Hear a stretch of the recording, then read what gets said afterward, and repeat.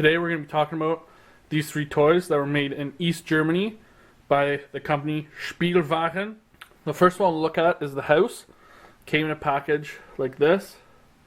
Trick house. You can see.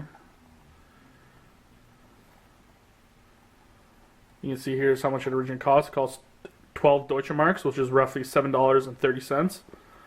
There's the company's logo. And here are the instructions how to play with it on the back. I'll throw up a translation so you guys can pause and read it. The first puzzle we're going to look at is the house. It was made in 1984 in East Germany. Now, if you didn't know, after World War II, Germany was split into two different countries, East and West, only merging in 1990 after the Berlin Wall fell. So this puzzle was made in a country that no longer exists.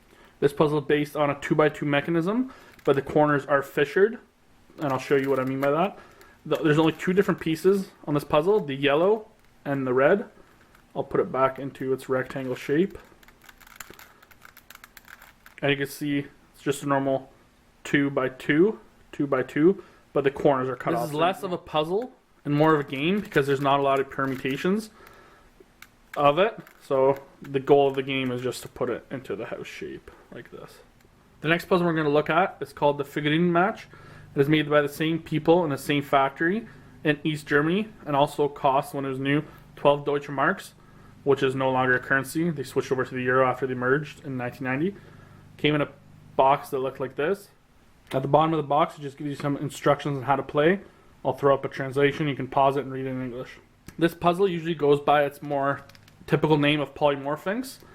It was also re-released by Mefferts, and I think Rubik's as well this year of 2020 re-released it under the Rubik's brand called the Rubik's Pyramid. I'll flash up a picture of what those two look like. Putting the puzzle back into its pyramid shape, you can see now the goal is to match all the face colors of yellow, orange, and blue. The last puzzle is called the Stern, and it is also the same puzzle mechanism, a 2x2, but this time they just put extra pieces on the faces, and you look at the colors this way. We have blue, orange, yellow, and white. You can see it does turn as a 2x2. Taking a look at the box, you can see it's identical to the other ones, just specified for this puzzle. Stern. Here are the instructions on how to play. I'll throw up a translation in English. You can pause it. I thought I would also throw in this puzzle. It's called the Okie, O-K-K-I, or commonly referred to as diamond, and it's solved by the tips. You can see red, yellow, blue, orange, and white. You can see it's also a 2x2 mechanism. You can see once this factory got a hold of a mechanism, the 2x2, they just stuck with it. They didn't really stray away too far. If you want to get a hold of these puzzles just to play with, these three puzzles were released by Mefferts, and this one also by Rubik's, and I believe this one is just made by some Chinese factories as well. We're all re-released, so they are accessible to get if you want to play with it, but you will have to get the vintage one if you want the house.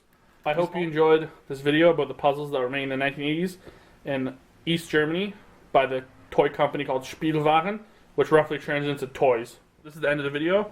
Here's some recommended videos and a subscribe button.